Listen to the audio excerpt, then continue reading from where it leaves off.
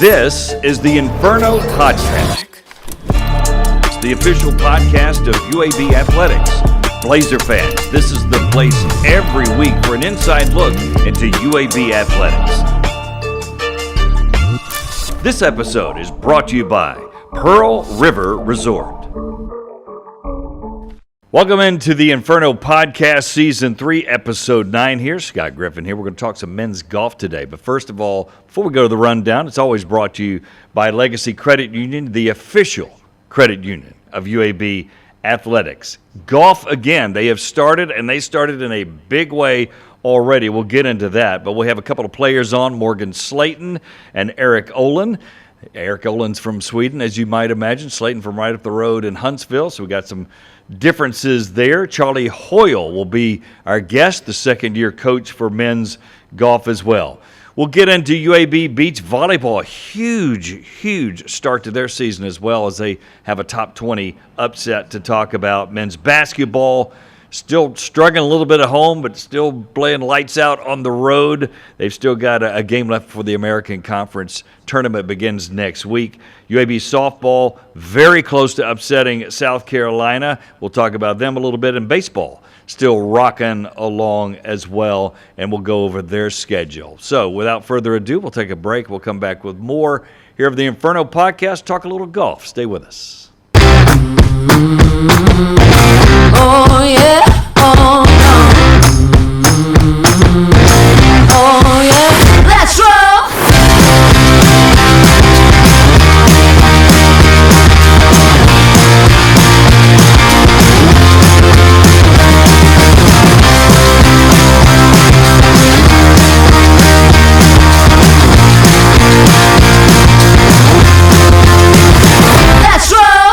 Welcome back to the Inferno Podcast. I'm Scott Griffin, your host, and today's Blazers of the Week, of course, always sponsored by a new sponsor, Blazers Mobile. Be sure you get involved in that and really help out Blazer Athletics, as well as get some great cell service for yourself. We have two golfers today from UAB, of course, Erik Olin from Sweden, and then Morgan Slaton from just up the road in Huntsville. Guys, how's it going? Yes, sir. Doing good. Doing good. How are you? Yeah, doing good. I'm glad we have the dichotomies here, so we can get into it, because you told me you transferred in from South Carolina, Aiken. Yes, sir. And you've been here the whole time for 3 years. Yes, sir. Right? Yes, sir. So let's start with you. What made you get to UAB? I mean, I felt a good connection with Coach Charlie. I think he knows a lot about golf. I came on a visit here too, and I liked everything I saw here with UAB. So I felt my decision was very easy. Yeah, and it was more about golf because you're a graduate, so Yeah, you're not as worried so, about academics at this point. Not, belaboring that or. So technically, I had to transfer because I got another year eligibility. I went to junior college my freshman year. So it was this quarterback at Vanderbilt, Diego Pavia, who also went to JUCO. He got another year of eligibility, so I got another year of eligibility because of that. So I had to go Division I actually to be able to get that year. And I just thought UAB would be perfect fit for me. Yeah, so you got the Diego Pavia role. Yes, That's sir. pretty cool. Yes, sir. You don't have any interesting story like that, do you? No, You just no, came down the road. Yes, sir. Yeah, I mean, my recruitment process wasn't really too wide open. Had a few schools in touch, but really just kind of kept it close to home. UAB, they were doing pretty good at the time, and had a good schedule going, so I kind of just felt my heart to come here. Yeah. And it's got a great balance between academics and athletics. I think the city is really involved in UAB athletics, especially over the last 2 years or so. I think it's gotten a lot bigger with the resources that we have, and I think it was just kind of just a perfect fit for me, honestly.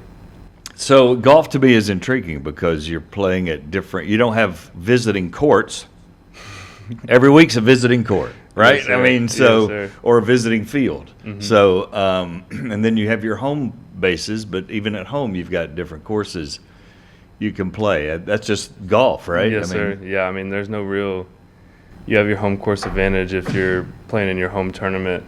Hopefully you can get out there a few more times than the other teams. But like our home tournament, we play at a golf course that we played, I think 4 times before the home tournament. So it's not necessarily a really home court advantage as opposed to some other sports. So you're always adapting and always changing to what is given to you. You agree with that? Yeah, I agree. Golf is such a difficult game in general. So if you can have that home advantage, that would obviously be very, very beneficial for you. So I'm intrigued by this, and you could start first. To me, golf can be 2 different ways. I can beat my opponent. Not necessarily match play, but usually you're matched up against one guy and whatever, even if it's not match play. Or do you play the course, and it's me against the course, and that's how I focus and do it? Because there's, that's kind of difficult too. But I'm just trying to do what I can do. I'm just trying to hit the best shot I can hit. Just trying to focus on myself. If you start focusing on your opponents, I don't think you're gonna play that well. So if you just focus on yourself, do as good as you possibly can. I think you'll be in good shape. You agree with that, or? I do. Yeah, I think. Not every one golf shot is the same. That we'll all have. As opposed to like basketball, every layup. It's a layup. Right. As far as each hole is going to be different. We might play it different. We don't all hit it the same. You may play right to left, and yes, sir. He likes to cut. Yeah. So you got those holes playing to your advantage. Right? Yes, sir. Yeah, I definitely would say I'm more focused on just myself and playing the golf course, letting it come to me, and at the end of the day, if I'm at the top, then that's good. So tell fans about your individual games. Are you a power player? Do you putt well? And give me your scouting report. So my biggest strength is definitely off from the tee. I feel like I'm pretty decent with the driver. I hit it fairly straight. Decent with wedges too. So the ball striking aspect, I'm pretty solid at. I think I can improve my putting a little bit more. A lot of people say putting is the most important part of your game. So I definitely need to work on that a little bit more. Yeah. What would you say about your game? Yeah, I would say mostly most of my ball striking, iron play is kind of where I hang my hat on. Most times my good rounds come from me hitting a lot of greens and keeping it pretty consistent. Off the tee, I can get some more distance, so I can kind of overpower a golf course sometimes if need be. And then like Erik said, putting is where you make your money. So you gotta constantly work on that and keep it going. So how does it work? Because I know you guys have had personal coaches growing up, obviously, and you may still do. And then you have your college coach. So does the college coach overtake the personal coach, or do they just try to be there and kind of tell me that dynamic? So it's not like you're a basketball coach going, okay, run this system, do this. You're going to run what I say, right? Yeah, definitely. So for me, I still have my coach back in Sweden that helps me. My coach here kind of give a little bit in tips and tricks on some things. If I feel like my ball strike is not right, maybe he can look at my alignment. We call it maintenance work basically. Yeah. So make sure your alignment is good, make sure your ball position is good, make sure your grip is good. So he helped me with that a lot. So you do that over a Zoom or something, or? No, that is with the coach here at UAB. Oh, okay, I got you. He helped me with that, and then more kind of like more difficult stuff to work on, maybe swing changes and stuff. I kind of talk to my coach back home. Is that a Zoom thing, or he's looking at video going, I see this? Yeah, or sometimes we just kind of talk over the phone, and when I go back to Sweden over the break, through the summer or the winter break, I might have a few lessons with him, so he makes sure my swing is good for the season. How does it work with you guys? Yeah, pretty much similar. My personal coach and then Coach Hoyle here, they kind of have a good relationship as far as communicating with each other, seeing what my personal coach thinks that I should be doing, and over the break. Because he's known you, and not to interrupt, but he's known you your whole way up. Yes, sir. Right? Yeah. So that's why that I would think There's head coach now to coach Yes, before sir. needs to know that, right? Yes, sir. Yeah, there's a dynamic that you definitely have to have. Yeah. And an understanding that the personal coach probably knows more about the player itself than the head coach does. Right. I mean, Coach Hoyle here, we work a lot with just mostly, like Eric said, just maintenance work, making sure that the controllables are being controlled, and then after that, if it gets into a big actual full swing change, then we'll probably just go to our personal coaches. And then if we go have a lesson, then that personal coach will relay it to our head coach here. Oh, really? Okay. And just to make sure that he can be a closer eye for us while we're practicing. Now, give people an idea watching. Are we talking about like subtle? Okay, your right knuckle needs to come over a little bit more. I mean, we're talking very subtle stuff, right? Yes, sir. Yeah, When you say a swing change, we're talking maybe the plane is a little flat, and Yes, you've got sir. or vice versa. Yes, sir. Yeah, I mean, they say golf is a game of inches, and it can be down to just a millimeter sometimes. Wow. The way if your shoulder is just a little bit offline, or your club face is a little shut or a little open, I mean, it can go not where you want it to go a lot of the time. Right. So it's fun. It always keeps you going. You're never gonna chase. I mean, you can chase excellence as much as you want, but you're never gonna get there. You're not going to get perfection in golf. No. Yeah. It's a sport that you always keep going. All right, so I think, Eric, you finished third at the Hal Williams tournament? he finished No, you did. Okay. Yes, So you finished third, and as a team you finished we finished third as well. third Team. and beat like 3 ranked teams, like Rice and some other really good teams. That's the first tournament of the year. Did you guys just play out of your mind, or you think that's consistent what you can do, or? I think that's what we can do. I think that's our standard. I felt like we put in a good work during the fall season. I think we had a little bit of a slow start, but we kept working hard, and our coaches coach us pretty well too to make us better. And I think we're at a spot now where we should be, basically. Yeah. So how big a field are we talking about that you finished third in? It was Probably 120. Guys? Yeah, I don't know, 20. 100. How many teams were there? 18 teams? Yeah. It's probably like 90 to 100 guys usually is what every field is. Yeah, it was fun. We played with Illinois. They're a top 15 team in the country the last day, and that was a pretty fun experience seeing what they do on the golf course. And yeah, I mean, I think that's our standard. I think that's what we hold ourselves to, and it was just a matter of finally buying into the process of what it means to go out and play at a high level. So yeah, that's I think that was pretty straightforward. Yeah. And I'm just looking at the leaderboard. So Illinois won it, Yes, right? sir. Because you said they're really number 13 in the country. Southern Miss, then UAB. And then you're looking at South Alabama, who's on 57, Rice 53, and they're way down. So what an excellent tournament Yes, sir. to start with. And Yes, sir. did everybody else play? It's hard to get 5 or 6 to play right? But did everybody play pretty well, in your opinion, Eric? I do. I feel like when it comes to the team aspect, I feel like everyone needs to contribute in a tournament, because there are 3 rounds, and it's easy for a player too that they don't play well, and then you need all the people to contribute. And we definitely did that at that tournament. Everyone had a round counting for us, and if you want to compete against the best, you got to have everyone helping out. So you were fourth, right? Yes, sir. Fourth. Yeah, So two 66, I'm looking at your score. 66, 66, 69. fourths. Yes, sir.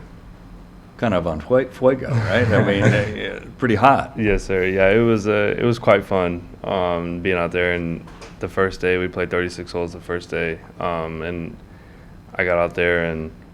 That's good if you're playing well, right? 'Cause Yes, it's sir. like, Yes, I don't- sir. Yeah, when you you get don't- through you don't- 18, you don't want to stop. Yes, sir. You don't want to stop. Yeah. So yeah, it was fun. Yeah, we started out pretty normal. Just made a few pars in a row, and I knew the golf course was gettable. So you just had to be patient. That's what we talked about all week, was really just patience. And yeah, I made 2 or 3 birdies in a row, and then just started to get into a good rhythm, and then kept that going throughout the whole entire day. So yeah, it's fun when you start playing like that. Yeah. Were you pleased with your rounds? Yeah, I played good the first round and the third round. The second round, I kind of struggled a little bit. Overall, a decent performance for me. I think it was a top 25 still, so it wasn't terrible. Obviously, I want more. You know, that's just how you are as a competitor. So tell me about what you think about this year's team. Obviously, the first tournament was great, finished third. But as you look at it, what do you think of this year's team? Not yourself, but the team. You're strong? You got good balance. Everybody can score at different times, and I mean, I definitely believe so. I think we got 9 great players, and I think everyone can definitely make the team and contribute. Everyone is very high talented, and you know, I think we have a good spring for us. What's your take? Yeah, I think we're pretty young as far as the full team. I'm a junior myself. We got another junior. We got 3 grad students, but other than that, we're all underclassmen outside of me and another guy in my grade. So I think there's room for improvement, of course, as always, but I think we're trending in the right direction. Golf is it's a wavelength, and you want to try to stay on the upward wavelength as much as possible. And yeah, I think everyone's bought into what we got to do to be better and to beat the teams like Illinois on a week-to-week basis. And yeah, I think there's a bright future ahead of it.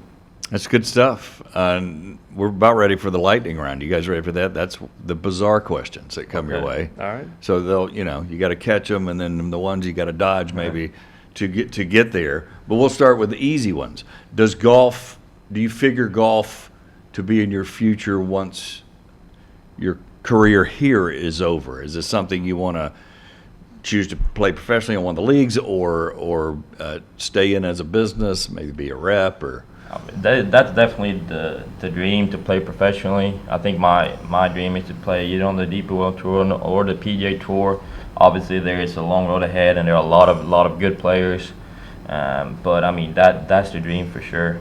But if not, I'm always gonna play golf. If when I retire from working or retire from actually playing professional golf, I'm gonna still playing golf. You know, it's something you can do your whole life, and I think that's one of the beauties with the game. Yeah. Same thing? Yes, sir. Yeah, I do believe so. I mean, that's always the dream when you're playing as a little kid, practicing by yourself. You dream about making putts for certain tournament wins and stuff like that. I think it's definitely something in the future. Of course, you're gonna have to work hard for it. There's a lot of great players, and I mean, I think if anyone wants to be successful, I think you gotta go for excellence. So what is it about the game? Because you never hear anybody say, I'm just burnt out on golf. You know what I mean? I don't need golf. And it kind of stays with you, like you're talking about, forever. Yes, sir. Any idea why that is? Have you thought about it? Or I think it is kind of that ongoing chase for what you want to do with it. What is your ultimate goal?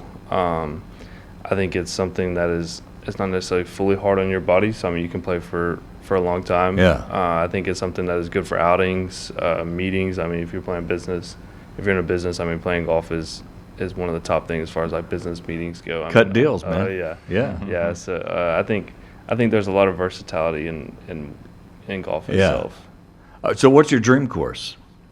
My dream course, I gotta that say, you may have played or may not have played. I have to say Augusta National. I mean, I know it's a boring answer. That's an easy answer, and that's right? what everyone says. But it has the Masters every year. I've been watching on the TVs, and I was probably like five years old. So I've actually been there once. I was on there on a practice day, and it just doesn't look real. Like it's like hollowed ground, right? Like you should wear a suit and. Yeah, you should. Like the grass, it looks fake, but it's not fake. You know, it's crazy. I'm sorry you disturbed that blade of grass. Can you put that back, please? Have you been there? I have, yes, sir. Yeah, I would say. I mean, the basic answer is Augusta National. I mean, it's the premier of golf. It's what everyone tries to hold their own standards to as far as the golf course goes. It's hard it's hard to replicate it. But I mean, it's like Erik said. I mean, it looks fake. It's pretty unreal. So all the sports have the entertainment and the music and everything. We don't in golf. And I think it's cool because Josh put on here, what would your walk-up song be? I think that's a great question. Why don't we have that walking up to the first tee? I mean, I'll probably have some country music, honestly. Probably like some Morgan Wallen, maybe. Wow. I don't know. A particular song? Or no? I mean, or take Broadway your pick. Girls, probably. Broadway Girls. Yeah, that's I pretty think it's good very one. appropriate for you. Yeah. Yeah. I think that's a great song. So. What would you have? I would probably have to go with something by Lil Baby, honestly. Morgan Wallen, Little Baby. Yeah. It's probably. I've been in a free promo right now a little bit. Honestly, I'd probably stick with that. Honestly. Yeah. All right. So here's the question that a lot of people get, but I don't think I've ever asked a golfer this. Your dream foursome. So who's your other three guys? I mean, I think I have to play with the GOAT, right? Tiger Woods. And then probably. Are they all golfers? Probably soccer player. Who would I pick for a soccer player? I don't know. You're just picking athletes, or? Yeah, probably athletes. Yeah. I think I need to think about that one a little bit more. Okay. Yeah. Well, that's not what the lightning round rules Oh, are. really? Sorry. So if you can't answer the question, just tap out, hit a buzzer. I'm just kidding. So Tiger Woods for sure. Yeah, Tiger Woods for sure. I mean, it could be your granddad. Who knows? So who's your three? Yeah, I would probably say. I mean, Tiger. Don't of answer the course. same one. No. Tiger, of course. I'd probably have to throw some type of comedian there, like Kevin Hart or someone like that. Kevin Hart. I think it'd be quite funny to see him. You want to laugh on the course, right? Between shots. Yeah, you want to keep it light for sure. Sure. And then probably my dad. Honestly, yeah. Your dad, Kevin Hart, and Tiger Woods. Oh yeah. That would be pretty electric. That'd be good. Why dad? He's just been a cornerstone for me. He's always been by my side and taking me to all these tournaments when I was a little kid. He's always been there with me. So I think it's something you got to include. Is he good at golf? He's all right. He can beat him, obviously. Yeah, I mean, he called me yesterday asking if I've ever done this one thing at our home course. He thought he beat me on one thing, and I told him, I've done that like 2 or 3 times. Yeah, that's old hat, Dad. Yeah, Sorry. Yeah, so hate to disappoint you. Yeah. Yes, sir. All right, good stuff. Congratulations on the start. Keep it up, and sure. We'll be keeping tabs on you as the season goes. Thank you. That's good. All right, that's our Blazers of the week, and we got a lot more coming back. We're going to talk to the head coach and much more here on the Inferno podcast. Hang on. The if in life, it's a world of possibilities. If you go for a night out with friends, if you can keep an eye on your money along the way, if you know you have overdraft protection with no fee transfers from savings, when you get a low balance alert, it's easier to say yes to fun. If that sounds good, try Regions Life Banking. Stay ready for the if in life. Regents Bank, embrace the if in life. Welcome back to the Inferno podcast. Scott Griffin here. Time for Coach's Corner, brought to you by Viva Health and Pepsi. Charlie Hoyle is here, our UAB men's golf coach. How are you? Doing well. How are you doing? I'm doing great. You guys are really doing well because first term of the year, third? Yeah. And over only behind Illinois that's ranked, but ahead of other teams like Rice that are ranked, and a pretty strong field. And wow, what a start! Yeah, it's a great start. Our first event of the spring actually got canceled because of cold weather. So that was not great, but we managed to pivot, play an individual event that got us ready for the team event. So, we beat both our conference rivals that were there down in Mobile, beat Memphis and Rice, both top 60 teams. Didn't think about that, right. And beat some other, very, very strong teams too. So it was a good start to the spring. Like I've told the guys, we've talked about it with the guys, it's certainly not our ceiling, that's where we need to be kind of week in, week out. Golf's not always that way. I mean, no. You don't know what you're going to get, but right. But yeah, beat some great teams and some great, well-coached teams. So a great start to the spring. Yeah. Can you build in golf? Because what you're talking about, a lot of teams can, in basketball or football, get better as the year goes. Can the same be applicable just in the sport of golf, do you think? Absolutely. Yeah, absolutely. I mean, I think, we talk about it with our guys all the time that there's going to be ups and downs in any game in life. There are ups and downs, right? But especially in golf, you can have it one day, maybe not quite have it the next day. Yeah. The key to it, is getting that overall trend higher on the back end and limiting, the valleys that you see. So to answer your question, yeah, you can definitely build to a point that's going to get you, competing for a conference championship, competing at NCAA regional. And the way our schedule is set up this spring, I think it's kind of lending itself to that. And we've seen some great improvements from everyone on the team from the fall to this point. I think if we keep doing what we do, day in, day out, we will see that overall improvement, come to fruition in April. Yeah, and it's intriguing to be with golf because they're adding up all the strokes. Right. You don't get any. So I can miss 7 shots in a basketball game, and our team can win, and we can still shoot 50%, and my little 7 kind of disappears. Not the case if I shoot a 78. But to your point, what I think I hear you're saying, if I can make that 78 a 74 or 75, right, I've still helped the team. So you got to get through the valleys like you're talking about, right? Absolutely.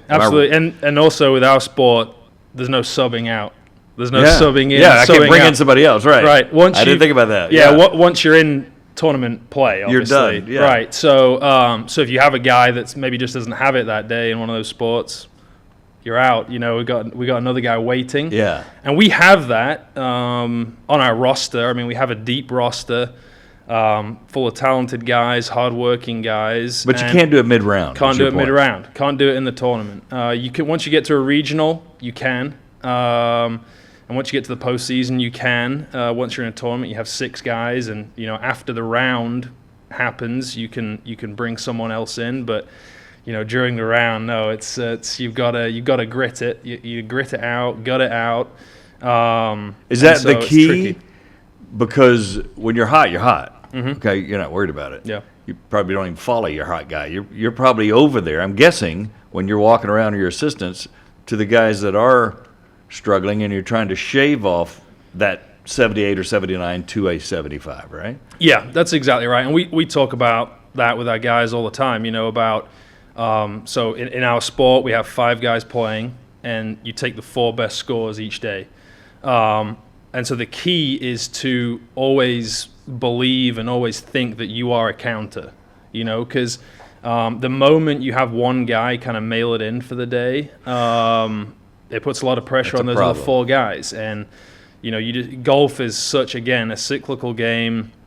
You don't know what's going to happen. You can hit a great shot, and get a terrible lie after the great shot that's going to cost 1, 2, 3 shots potentially. So you've just got to always have 5 guys in it, mentally as well as physically.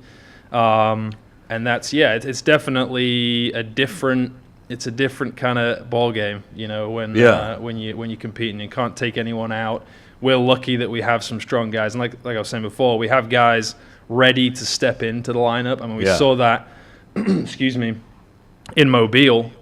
John Bruce, is a guy that hasn't really played in the lineup this year, but he stepped into the lineup in our 5th spot, and he gave us, a good couple rounds, gave us an even par the second round, which really helped the team. Yeah, absolutely. So do you break it down into a match? Here's today, we got 18 holes, or does each hole have its own life? Because if you've had 4 bad holes, to me, okay, I can start over again on hole 5, right? So how do you approach that mentally with these guys? It's shot by shot.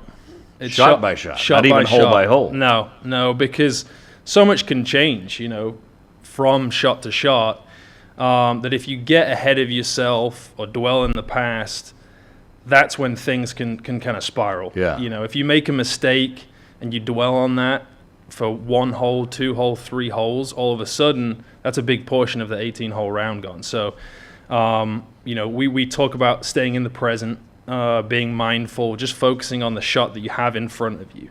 If you can do that I think either way, if you've got the hot hand like you were talking about, keeps you in the present, you won't get too far ahead of yourself. And if you're struggling, same applies. You just, okay, I'm going to focus as much as I can on this one shot, execute to the highest, highest of my ability on this one shot and move on. So to me, it sounds like you're saying even if I'm putting for double bogey and I've lost the hole, it's still shot per shot. And I might have this putt that I could sink, this 8-footer, that might help me 2 holes from now. Exactly. You don't know. I think we're all focused in golf. You're focused. The hardest holes in an 18-hole round are the first 3 holes and the last 3 holes, in my opinion. Because the first 3 holes, you're trying to get off to a good start. You're a little nervy, coming out of the gates. And then the middle part of the round is kind of easy because you're free-flowing. The last 3 holes are the toughest. We're running out of holes. You're running out of holes. It's final, right? So, to your point, when you've got that 8-footer for double bogey, it's really important that you make that because you don't know how that's going to impact the team. Your round, where you stand in the field. So, just executing to the best of your ability on each shot. That's all you can do. So. Charlie Hoyle, our guest, head coach of VAB in his 2nd year. So, do you think coaching golf is more mental than physical? Because they all have individual coaches, and then you can help them too. But you're kind of got to know 9 different swings and swing planes, and that would be difficult. So, it's an interesting dynamic as a head coach of this sport to me. Yeah, it's unlike any other, really. I think the closest sport would be probably tennis. Yeah, college tennis. You've got individuals playing in that team aspect. Right. But yeah, to your point, we have 9 guys on our team that do things potentially 9 different ways. Sure. So I think the key, again, that mental / physical thing. I think golf is probably one of the more mentally taxing sports there are because you have so long between shots, right? Like you're in a reaction. Your mind could go a lot of places. Exactly. You're in a reactionary sport like a basketball, a football. Each play is seconds, right? And it's the same in golf. The golf swing only is a second. But you have such a long time between shots to think, man, why did I 3-putt there? You know? It's a little bit like what you're talking about, maybe like a pitcher in baseball. You've got so much time, and you can throw 3 bad pitches, but that next one's am I wrong? Absolutely, you're right. Even though they've got a timer on them now, but they're still and as a Brit, baseball's not on the right front of my brain. No, but you're 100% right. Yeah. Any sport that you have some time to think about things, and I think with our guys, everyone focuses in golf on the physical. They focus on the golf swing. Yeah, they focus, my knuckle over. Yeah, they focus on technique, and there are so many different parts to a golf swing that I think the mental piece of it often gets overlooked. And to me, if a guy hits a poor golf shot, my first question to them is, did you have a good target? Were you committed to the shot you were trying to hit? Did you know what shot you were trying to hit? If any of those 3 things are a no, or they weren't at 100%, the physical doesn't matter. It doesn't matter, So you have to have that mental piece, I think, before the physical piece. And I've seen it with some of the best players that I've ever coached, are not guys that necessarily were the most physically talented or physically gifted, but they're guys that just had something a little different, mentally. Maybe an extra gear, or they could just really bear down when they needed to. So it's a hugely mental sport for sure. And get over a bad shot. Exactly. That's just one of the many. Yeah. But you don't want them standing there going, okay, do I need to do a 3/4 6 or a full 7? Or make your decision. Yeah, no. That's what you mean by being committed to it. 100%. So when we talk about being committed to a golf shot, it's those things that I talked about. Do you know how far you're trying to hit it? Do you know where you're trying to hit it? Because obviously, you're trying to hit it at the flag, right? But there may be an area you need to land to attack the flag. In golf, that's something that we deal with a lot. Is coaching guys out of firing it at flags. We play really, really good golf courses a lot when we're traveling, and even here in Birmingham, we play some, fantastic championship level golf courses. But the key is to be able to aim away from a flag, because, the best way to describe kind of a golfer's shot pattern is more of a shotgun shape, right? So you don't really know whether you're going to get one that goes exactly where you're looking, or maybe 5 yards left, 5 yards right. So you're trying to center your dispersion, your shot pattern, in a spot that even if you hit kind of a not great shot, you're still going to be on the green with a chance, for a birdie, or you're going to have a chance to two putt for par. So, there's a lot that goes into it. That's for sure. So you're a psychologist, basically. Everything: bus driver, psychologist, swing coach, picking the menu. That's right. Everything you can do. Charlie Hoyle, our guest here for a couple of minutes. So tell me about your team. Just give me a synopsis. What do you see of these guys? Yeah, we've got, like I said, we got some talent. We got some depth. The big thing that I look for and that we have this year is, just the work ethic piece. We have 9 guys that, kind of show up before practice, stay after practice, and they want to be better, and they want to be coached as well. So we've got kind of a mixed bag as far as our roster. We brought in 6 players this year. Wow. So 6 of 9. So we had 3 returners. So did you do transfer freshmen, or you mix it up? Kind of a mix. So we had 3 transfers come in. So Erik Olin, who was just on, he's a grad transfer, came from Division II school. Had a good resume, but to his credit, and we've talked about it, he's been super coachable. And I think it's easy for a guy like him to come in and, say that, okay, well, I've had some success. I've played, at a high level and done pretty well. Like, I don't need your help. Yeah, and I'm a graduate. Right, and he's an older guy, and so, but to his credit, he's not been that way. He's taken everything we've given him. He's asked questions along the way. He's not just blindly followed, but and I think that's why he's improved so much, because he's been open to that, and so he's been great. We had another grad transfer, Alvaro Udobro, come from Tarleton State, so he's a 5th year too, and then we also had Alex Fierro, come from Mississippi State. He's a junior this year, so we'll have him for another year, which we're really happy about. And then our freshman, we brought in Patrick Delaney from Marietta, Georgia. He's, another guy that's just super hardworking, loves the game, lives the game, and he's come on leaps and bounds since he's been here. So he's been great. Clipper Salmon, maybe the best name in college golf. I don't know. That's the best name in any sport. Yeah, it's pretty phenomenal.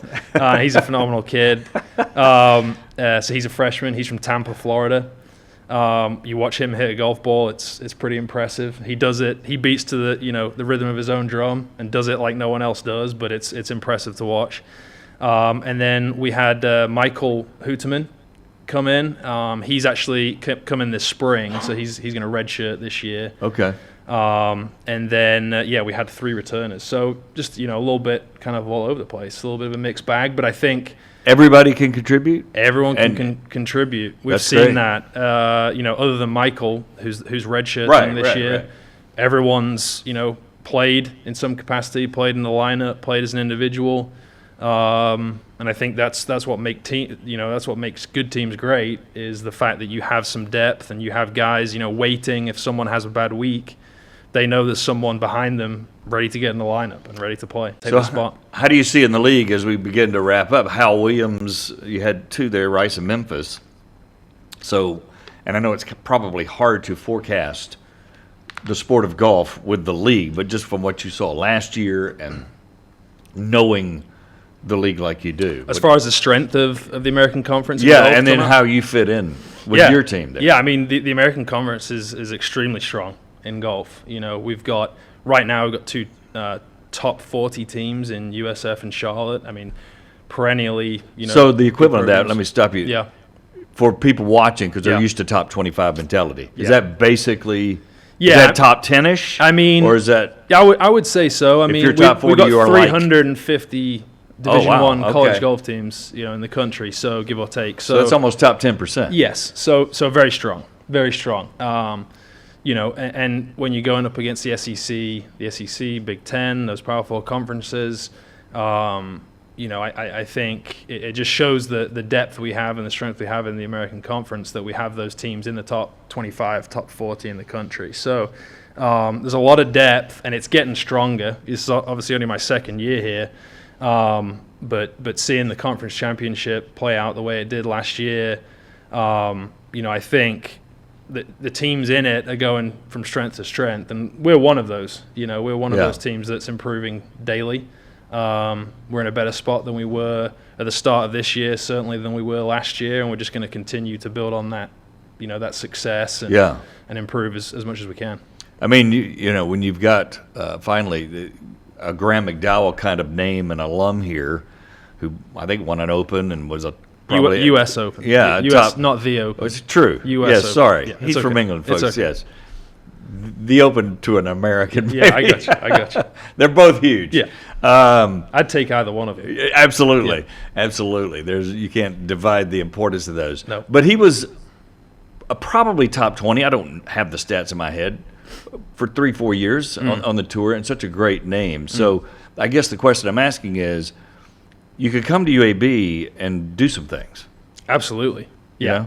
I mean, the college athletics has changed a lot since the early 2000s. Obviously, everyone knows that. But I think, the things that made UAB golf great in the past, and the things that allowed players like Graham McDowell to improve, in the past, we still have those things. And those things are the championship level golf courses that I was talking about. Obviously, our weather is fantastic. Is better. Yeah. We were talking about the Midwest earlier. A little bit better than that. Just a touch. And so, we still have those things here. And I think that, with a coaching staff like we have between me and Coach Wedgeworth, I think we have the ability to have some All-Americans in our program. We have the ability to contend at the regional level and the national level and for a conference championship. And so, nothing's changed in that regard. How you get there, with scheduling and some support from the community, obviously it changes a little bit from the way it was in the 2000s, but all those things that made those teams successful in the past, we still have here. And how bad can your day be?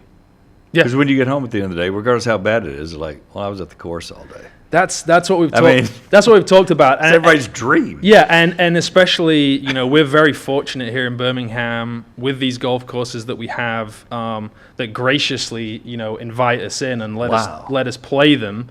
At Shoal Creek, Country Club of Birmingham, Vestavia Hills, Old Overton, Greystone, Mountain Brook Club. These guys, I think, we've got a trip coming up this week that's phenomenal. And I think when you play these golf courses on the regular, it's easy.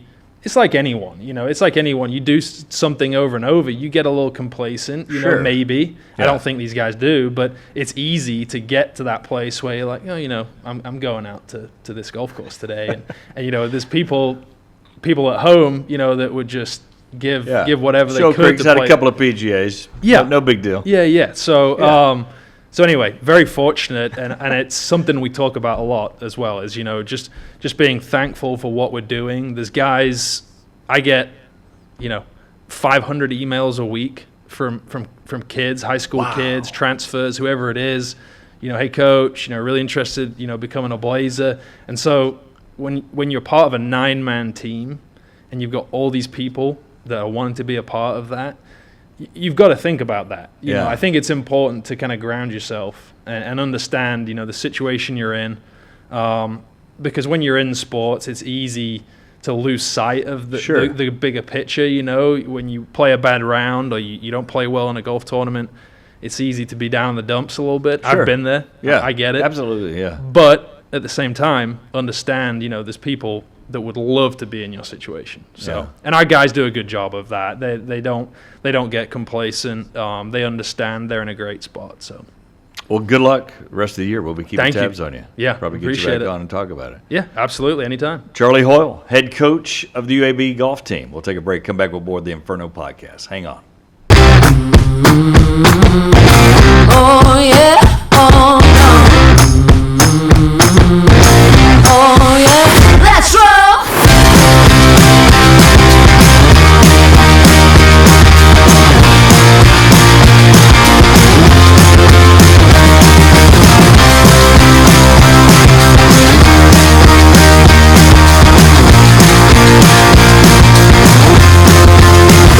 Let's roll. Welcome back to the Inferno podcast. This week in Blazer Nation, again, with spring sports, you can expect busy schedules, and we certainly have that. And, of course, Blazer Nation and the schedules brought to you by Children's of Alabama. Beach volleyball just started their season. They got a huge upset of number 18 Washington last week. They're back in a plane going to Long Beach State, Santa Clara, LMU, Cal State, Bakersfield. UAB's the only one that doesn't fit with all those California schools, but they'll be right there at the Long Beach State Invite, and that's coming up. UAB bowling at the Music City Invite in Nashville, just up the road as well. Baseball in full swing, taking on Middle Tennessee State. That'll be at UAB Baseball's stadium there. Women's tennis as well versus North Texas. That'll be in the Hoover Met area there. And UAB softball is fast growing and fast moving right now, taking on North Texas as well, the 6th through the 8th. Women's golf will be at the Chris Bannister Golf Classic as we go along. Men's tennis at DePaul. This is in Houston, however, for that match. And UAB women's soccer right down the road at Alabama, taking on an SEC team at 1 o'clock on March 7th. Women's basketball still in their season, of course, March 7th as well against UNC Charlotte. That's a 2 o'clock tip-off there. Men's tennis back in action March 8th, and they're taking on number 62 Rice at 11 o'clock. And you heard the golf coach talking about the rankings. 62 is really good, so that's going to be one to keep an eye on as well. Women's tennis against Tulane, 12 o'clock at the Hoover Met as well on March 8th. And then men's basketball, of course, against East Carolina is a 2 o'clock tip-off as well. Men's golf, to wrap up the schedule, very busy, is March 9th at Palmetto Intercollegiate in Aiken, South Carolina. So Mr. Olin will be going back to where he was came to UAB as a transfer, right back to Aiken, South Carolina, playing there. We'll look for him to do well in that regard. And UAB women's golf at the Chris Bannister Golf Classic again at Silver Lakes Golf Course as well. So very, very busy schedule to keep you updated and to keep an eye on for all the UAB athletics going on this week. For all the guys that helped put this together, Scott Griffin saying so long. We'll see you next week right here on the Inferno podcast. Thanks for watching.